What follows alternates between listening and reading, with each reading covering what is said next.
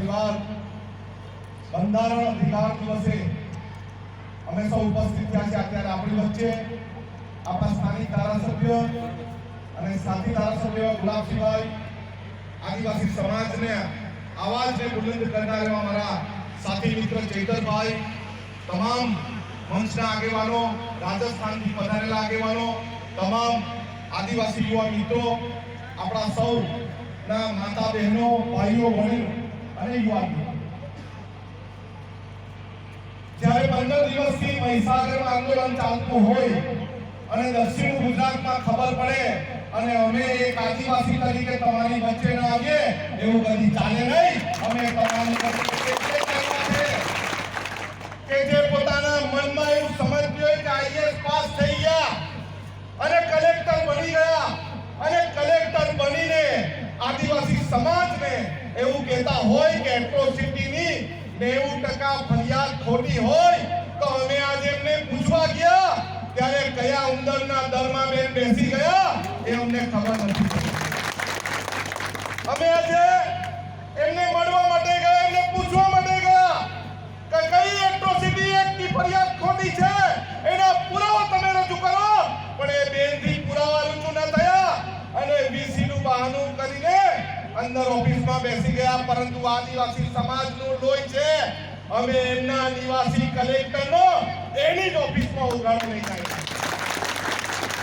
અમારા આદિવાસી સમાજ અશિક્ષિત છે, ભોળા છે, પરંતુ આ આદિવાસી સમાજ જ જમીનમાંથી ડાંગર અને ખેતીનો પેદાશ કરે છે અને તમારા ઘર સુધી અનાજ પહોંચાડે છે, તમારા ઘર સુધી દૂધ પહોંચાડે છે।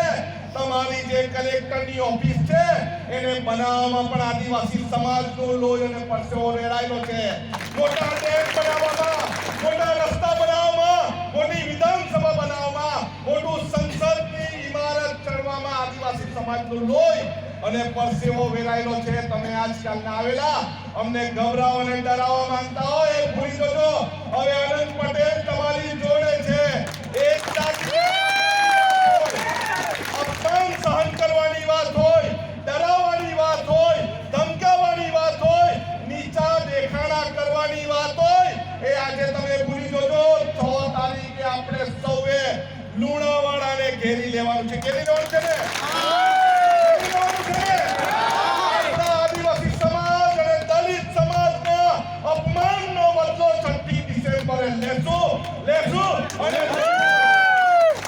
આપણે કોઈને પૈસાથી બોલાવવાના નથી, આપણે આદિવાસી સમાજના છે। ચાલીને પણ લુણાવાડા આવશું અને લુણાવાડા કલેક્ટર કચેરીનો ઘેરાવો નહીં કરવા દે, આખું લુણાવાડા ઘેરી લેશું ને? હાથ ઉઠીને અવાજ બુલંદ કરો।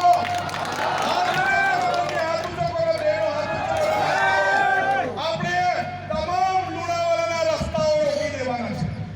જ્યારે ધરમપુરમાં મેં બહાર તાપી નર્મદા રિવર લિંકની રેલી કરવાની હતી ત્યારે ત્યાંના પોલીસ અધિકારીઓ દ્વારા ધરમપુર જવાના 7 રસ્તા અટકાવી દીધા। અમે જંગલના રસ્તે પણ ગયા છે અને 50,000 જેટલા આદિવાસીઓ દરેક રસ્તાને બ્લોક કરી દીધા। આપણે અત્યારે પણ એવું કરવાનું છે। 25 ડિસેમ્બરની લડાઈ પછી આદિવાસી સમાજના દાખલા માટે આપણા ધારાસભ્ય ગુલાબસિંહની આગેવાનીમાં, ચરતઈભાઈની આગેવાનીમાં, અહીંના સ્થાનિક આગેવાનીમાં, કાનપુર આદિવાસી સમાજની આગેવાનીમાં આપણે સૌ આપણા દાખલા માટે 2018માં જે લડેલા ને અને આ વખતે બેસવાનું છે એટલે એમ નથી બેસવાનું। તપેલા લઈને બેસવાનું છે, અનાજ લઈને બેસવાનું છે, ત્યાં જમવાનું અને ત્યાં સુવાનું, એવી તૈયારી સાથે આપણે જઈને બતાવશું આ આદિવાસીનું લોહી છે, કઈ ટેગા ફેગા ગેંગા લોકોનું લોહી નથી। આ લડવાના છે અને જેમના શ્વાસ સુધી લડવા માટે તૈયાર છે। આદિવાસી સમાજનું લોહી છે। મરતે દમ તક આદિવાસી સમાજની જળ જંગલ જમીન આદિવાસી સમાજના દાખલા માટે લડવા માટે તૈયાર છે। અને એ પણ એકલા આપણા યુવાનોએ નથી આવવાનું, એકલા વડીલોએ નથી આવવાનું। દાખલાની કોને જરૂર છે? પરિવારના દરેક સભ્યને જરૂર છે ને? તો પરિવારના દરેક સભ્ય સાથે આવવાનું છે અને રોડ પર બેસવાનું છે। 144 હોય કે 188 હોય, કોઈ ગભરાવાનું નથી। આપણે કહીએ છીએ ને આ દેશ કોનો છે?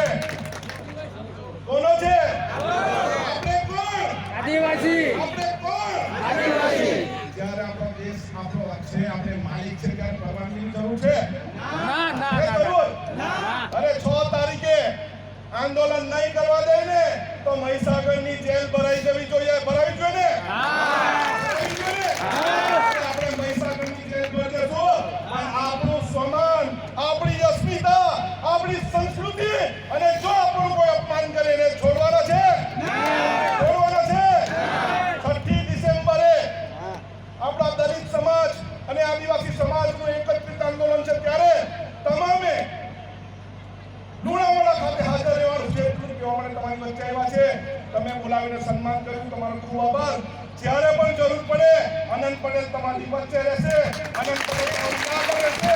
અનંત પટેલ છેલ્લા શ્વાસ સુધી આદિવાસી સમાજ તો છે અને રહેશે. સૌને જય આદિવાસી.